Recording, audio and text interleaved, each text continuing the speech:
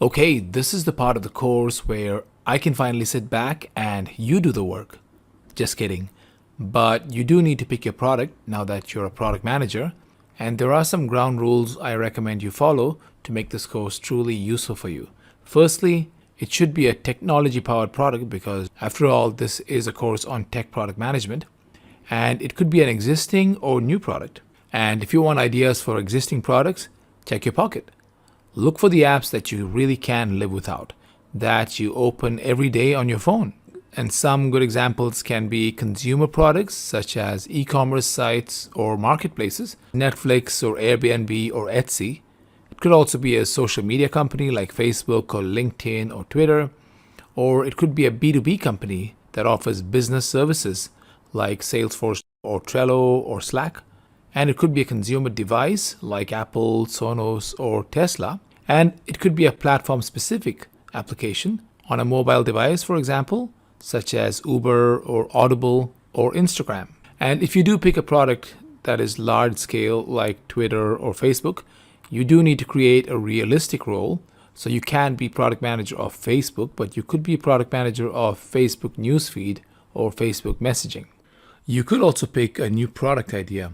And I think that almost every single person on this planet has at some point in their life thought, hey, I've got a great product idea. And so if you've been carrying around an idea, I encourage you to harness that energy because the product you pick is the one that you'll be using throughout all the exercises in this course. And if you do choose an existing product, make sure it's one that you are familiar with and that you're passionate about. And you should also have access to it. And finally, try to find a product where you have access to other users of the product. They could be friends or family or work colleagues if you choose a B2B product. So take 5 minutes to think about and pick your product. And when you're ready, open up your course workbook. And the workbook, in case you don't have it, was shared in the previous lesson, so you can check it out there. And this is the workbook that you'll be using to complete all the practical portions of this course. Let's check it out. So this is just the section headers.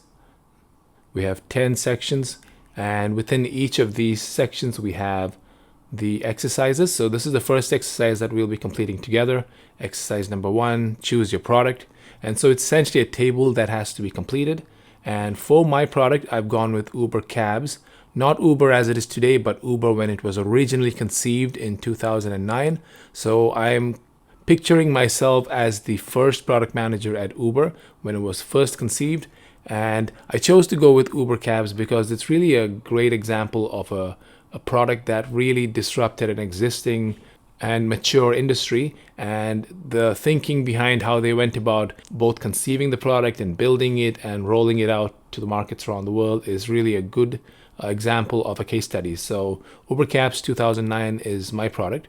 And what does it do? Well, it was described as an on-demand ride-hailing service in 2009. And where was it available? In 2009, it was only available on iPhone, on iOS. Today, it's available in various places. Firstly, on the browser, via desktop. If you go to m.uber.com, and also on third-party sites such as Google Maps. It's also available via mobile and tablet on both Android and iOS. And I've also included some photos of what the original product looked like.